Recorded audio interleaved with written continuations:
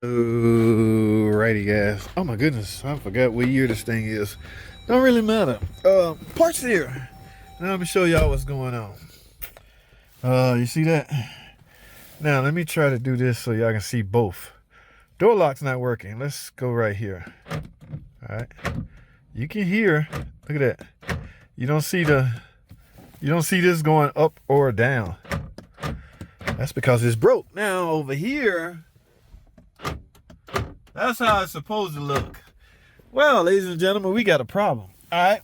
Now, lock actuator, okay? Long gone all the rods and all that stuff that controls locks. We're now using electric lock actuators. Now, here's the deal. Here's the part that I have. Mopar part. Yeah, no Derman parts over here. All right, guys, this is a latch assembly. Here's the thing, they starting to combine this stuff, okay? The lock actuator, the electric lock actuator is actually integrated into the latch. That's right. So I got a connector that go in the connector right here. All right, 12 volts and ground go to the electrical part of the door lock actuator. And of course, the latch is gonna do what it's gonna do as far as, closing in the door and securing the door closed. Okay, so this is what I got to replace. Now I've already diagnosed this, so I didn't go over the diagnostic procedures, but it's simple, guys. If you got one that's not working, just simply, this is no more than a electrical motor. Okay, just unplug. If you got one that's doing this and you don't see it's going up and down, the proper way to diagnose this is to make sure you have 12 volts and ground going to it. Remember, with any electrical motor, I'm not talking about the motor that's under your hood. No, that's a damn engine, okay? These are electrical motors, all right? In this case, it's an actuator. Same theory apply. You must have 12 volts and a ground in order for it to operate. So when I get the door panel off, I'll show you what I'm talking about, but it's essentially take the connect off, just simply actuate the door, actuate the door lock, see if you get 12 volts.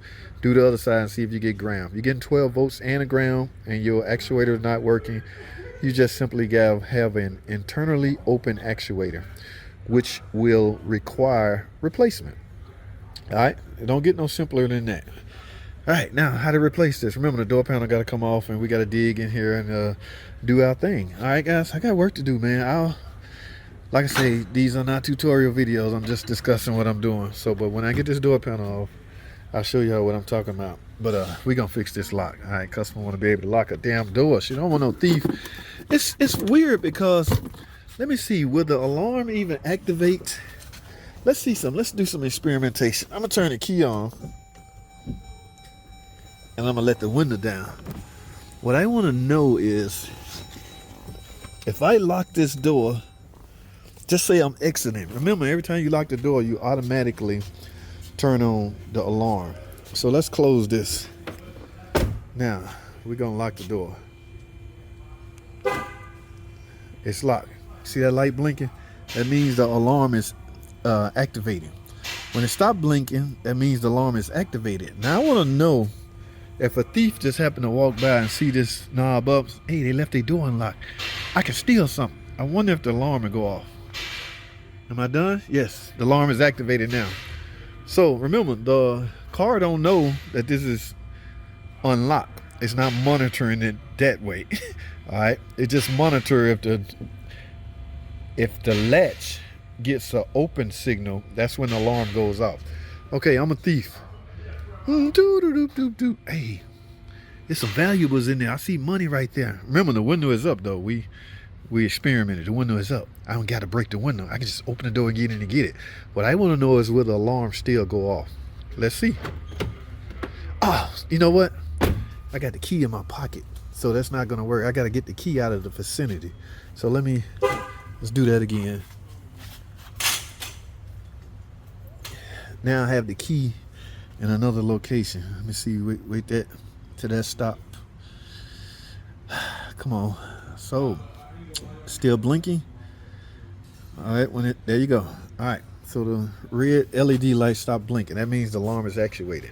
I'm a thief walking by. I see valuables inside the car. I want to get in there and get it. Hey, this dummy, a window is up, all right, but the door is unlocked. Will the alarm go off? Let's find out. Uh-oh. It didn't go off, guys.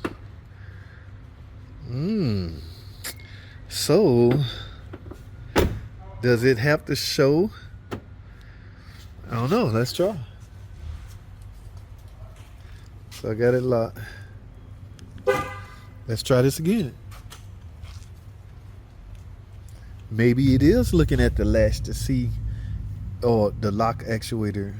I don't know. If this don't work, we're gonna wait till we put the lock on and then see if it do it that way.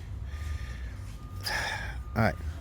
But see, now I can't. This is locked, so I can't. If I come in here and do it, let's see something.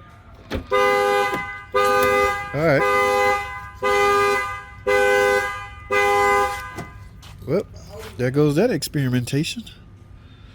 So this have to be down for it to, I don't know. We'll play with it some more when I get the new latch on.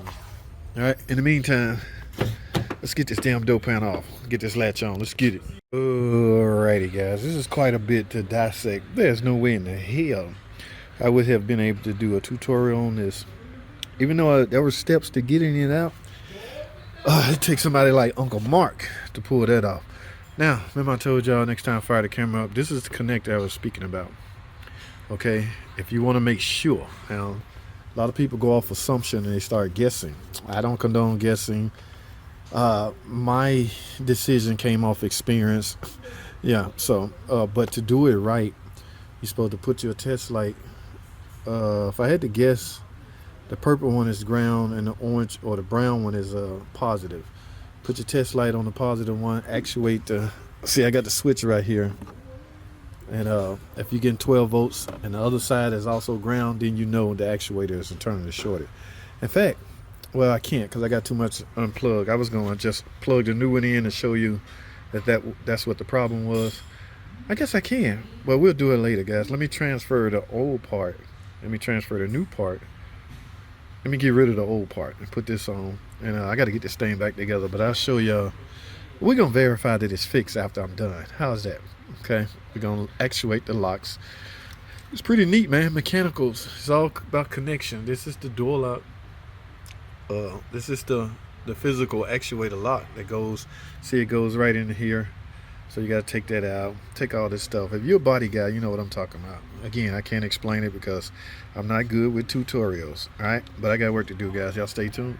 Alrighty, guys, I got it all back together. Now we can verify if it worked or not. This is the main culprit right here. I got my switch hooked up, the ignition on. Where's my lock? Right here. Let's take a look. Hey, I fixed it. I fixed it. That's my slogan, guys. This is what I yell out around the shop every time when I still get excited when I figure stuff out and fix stuff. That never gets old. Okay, here's my old latch. Like I say, the lock actuator is built inside of the latch.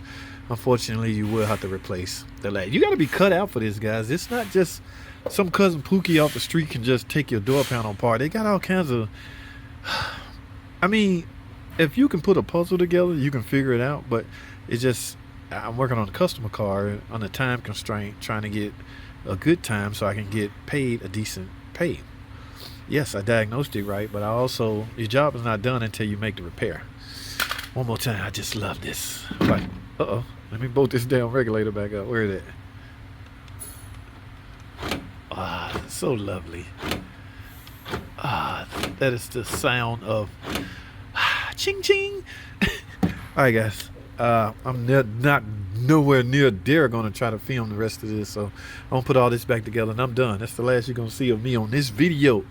It's your boy, JT the Car Guy. I'm out.